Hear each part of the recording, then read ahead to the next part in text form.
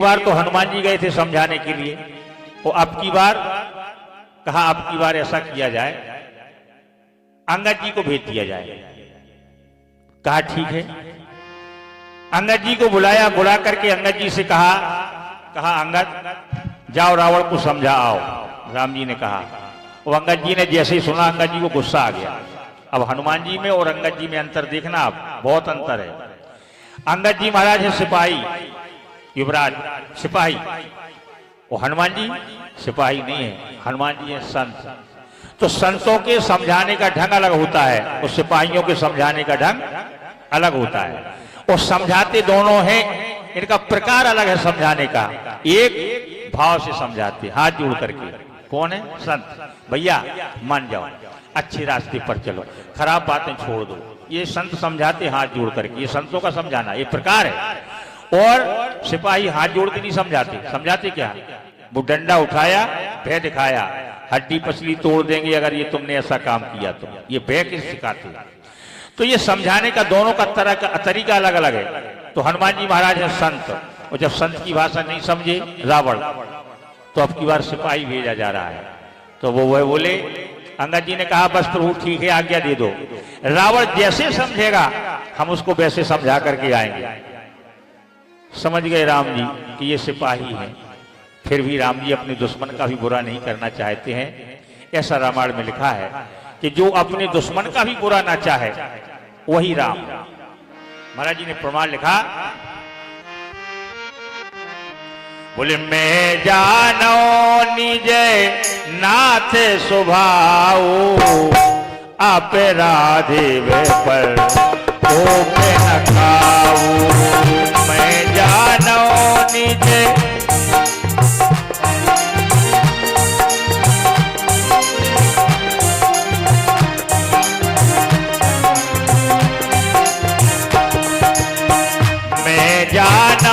निज नाथ स्वभाव, आप राधे पर पे न खाऊ।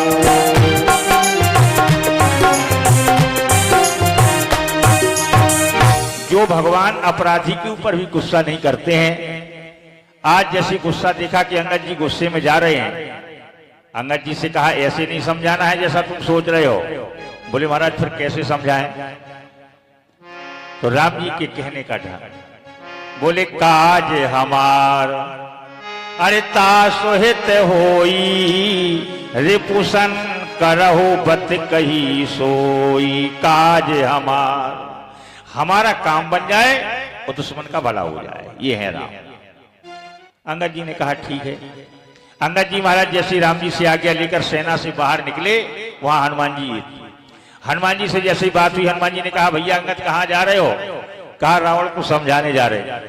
हनुमान जी बोले रावण को समझाने तो जा रहे हो, लेकिन एक बात हमारी सुन लो। बोले क्या? कहा लंका के लोगों को बोलने का ढंग नहीं है, उन्हें बोलना नहीं आता, भले ही पढ़े लिखे हो। वो आप लोग एक बात नोट कर लो जीवन में, कि आदमी कितना भी पढ़ा लिखा हो जाए, कितना भी पढ़ लिख जाए, और अगर उसको बोलना नहीं आया तो ऐसी पढ़ाई लिखाई किस काम की? जैसे रावण, लोग कहते हैं 4 वेद 6 7 18 पुराण का ज्ञाता था रावण, लेकिन उसको बोलना नहीं आता था। जब किसी से बात करता था तो रे, ते, तू, इन बातों का प्रयोग करता था। तो ये बोलने का ढंग नहीं है। और जिसको संसार में बोलना नहीं आया तो क्या करेगा? जबकि लिखा है, तुलसीदास जी ने भी यही लिखा है कि जिसको अगर बोलना आ गया तो संसार में प्रिय हो जाएगा। ये वाणी ही तो है हमारी आपकी। तो संत गाया करते थे हमारे यहां, अरे सबसे मीठी बानी बोल, तेरी 2 दिन की जिंदगानी।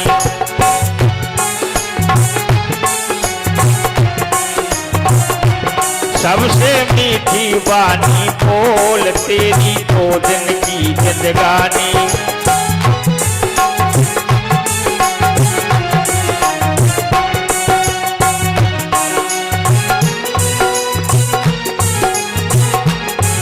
तेरी 2 दिन की जिंदगानी, तेरी 2 दिन की जिंदगानी।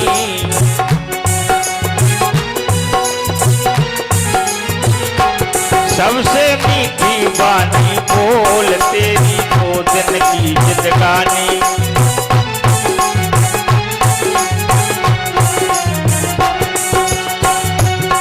जब यम के दूत आएंगे तुझ पकड़ के ले जाएंगे।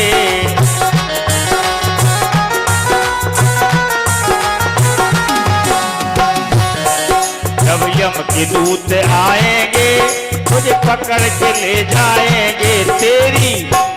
तेरी खोले वहां पर पोल तेरी 2 दिन की जिंदगानी। सबसे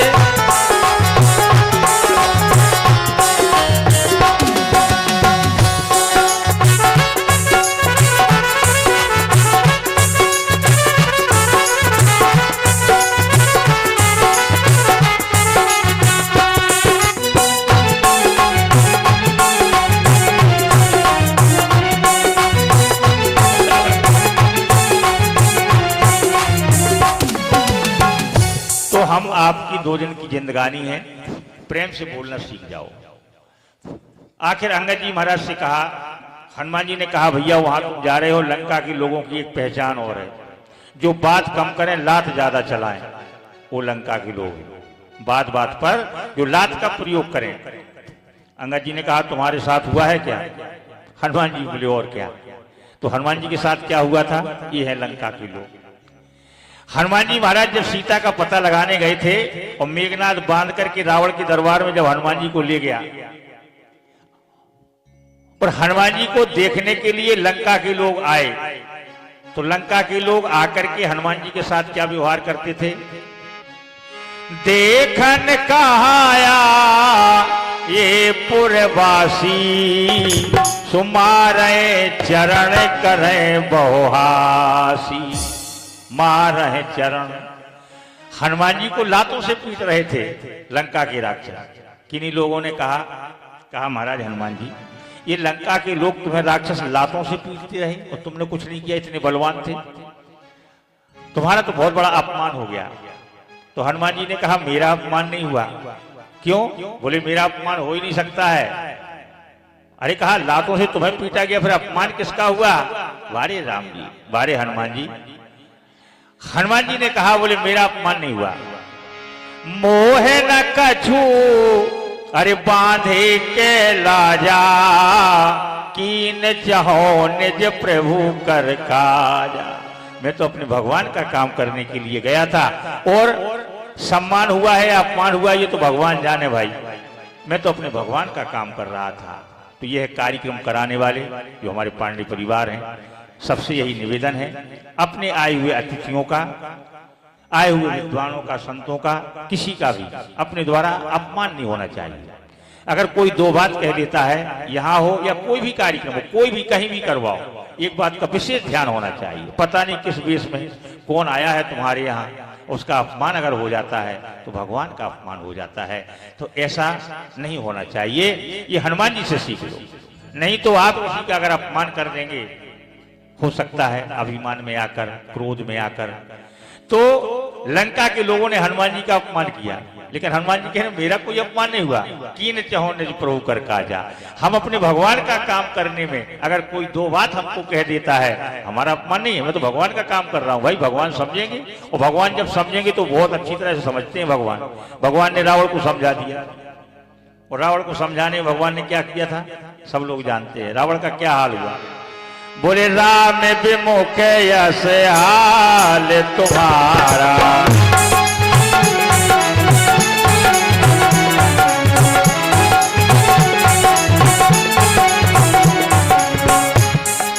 राम विमुख यस हाल तुम्हारा।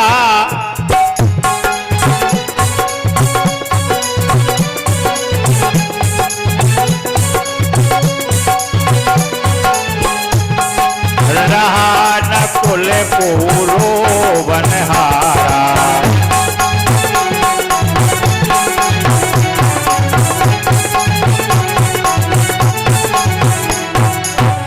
तो इन बातों को ध्यान रखते हुए बड़े प्रेम से श्रद्धा भक्ति के साथ कोई भी आयोजन आप कराएं, कोई भी भाई बंधु कराएं, सबके लिए ये बहुत अच्छी शिक्षा है रामायण से। आज श्री हनुमान जी महाराज को लातों से भले ही पीटा गया हो, सुन लिया अंगद जी ने और एक बात कही। कहा, अंगद जी ने कहा, देखो भाई हनुमान जी, तुम हो संत, तो तुम तो राक्षसों की लातें सहन कर गए, लेकिन भाई हम हैं सिपाही, हमें कोई लात से नहीं पीट सकता है। अंगद जी गए और जैसे ही लंका नगर के बाहर पहुंच पाए, एक मैदान था, उस मैदान में लंका के कुछ राक्षस बालक खेल रहे थे खेल। उसमें रावण का एक बेटा था, उसका नाम तुलसीदास जी ने रामायण में नहीं लिखा। रावण के उस बेटे का नाम रामायण में नहीं है, अन्य रामायणों में नाम दिया है। उसका नाम था विषमुख, याद कर लेना, उसका नाम था विषमुख। और जिसका नाम विषमुख होगा, अब विचार करो, वो बोलता होगा तो कैसे बोलता होगा? जिसका नाम ही विषमुख है, जब वो बोलेगा तो विषय बोलेगा, भाई नाम से भी पता चल जाता है। तो जब वो बोलता होगा तो विष उगलेगा, और वास्तव वही हुआ। जैसे ही अंगद जी महाराज पहुंचे बालकों के साथ खेलते हुए, वह अपने साथी राक्षस बालकों से कहने लगा, विषमुख बोला, बोले देख रहे हो एक बंदर आ रहा है।